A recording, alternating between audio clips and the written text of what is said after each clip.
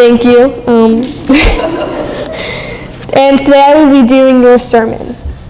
So 1 Timothy chapter 4, verse 12 says, "Don't let anyone look down on you because you are young, but set an example for the believers in speech, in conduct, in love, in faith, and in purity." This verse was part of a letter written. The theme of this letter is for Timothy to set examples for the believers in the church based on how he lives his life through faith.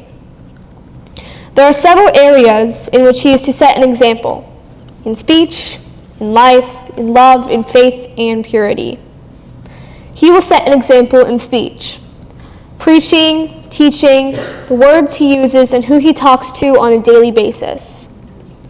He will set an example in life, how he sees things coming and going, how he would conduct himself throughout the day. He will set an example in love, how he shows love to everyone around him. He will set an example in faith, how he's showing his belief on a daily basis. Finally, he will set an example in purity, how he is living a pure life and staying far from anything that could negatively affect it and his holiness. When Paul speaks of an example of love, Paul looks back on chapter 1, verses 4 and 5. It says that love is more than a feeling. This love, the love with God, has a depth and requires integrity and character to exist. Verse 5 says that a pure heart and a good conscience and a sincere faith means that love requires us to act with integrity, even when we would rather not.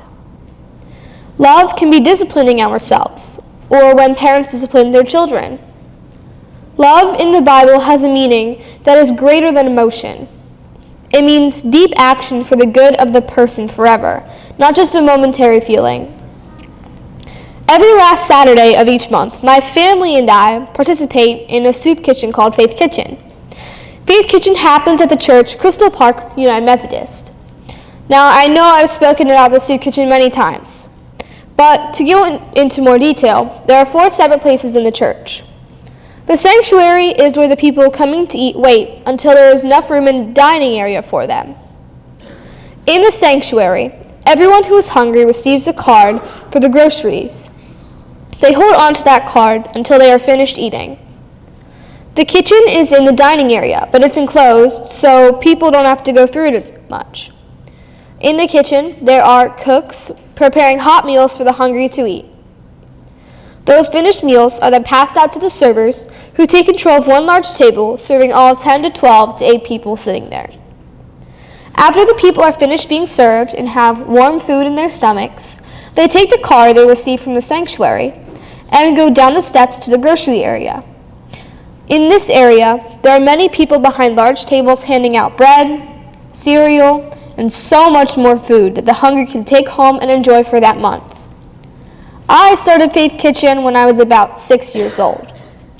I would go into the church, put on plastic gloves that still to this day are too big for me, and go downstairs to pray over everyone in the meal.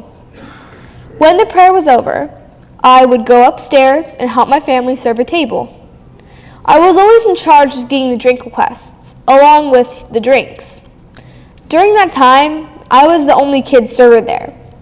Everyone else around me were adults.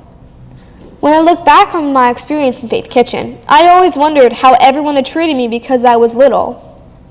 Did they look up to me because I was younger and doing this work? Or did they look down on me because they thought I was too young for this work? Now, when my family and I go to Faith Kitchen, there are many more children that work there. I was doing what Timothy was. I was serving, and people were looking up to me Even when people were looking down on me, I didn't let it get to me because I knew I was doing something that would make me closer to God. It isn't just me doing these kinds of things. All of us youth here at Faith United Methodist Church do something like this every day, whether we know it or not. All of us are doing everything Timothy was told. We are being an example through speech. We are preaching and leading worship services. We are being an example through life. We are at church a ton. We are here 3 times a week, Sunday mornings for church, Sunday nights for youth group, and Wednesday nights for youth group. Some of us even serve on the youth ministry teams. We are being an example through love. We serve others by going on mission trips, doing service projects, and finding ways to help others to show them Christ's love. We are being an example through faith. We lead worship with our worship band, and we have services 2 times a year. We are being an example through purity. We serve and do all of these things with a pure heart and a good conscience. So whenever you are about to look down on someone because of their age, take a step back and look at what they are doing. Take a step back and see what they are doing to be like Timothy. Take a step back and look up to that person and follow their journey to be more like Timothy, to get closer to God. Amen.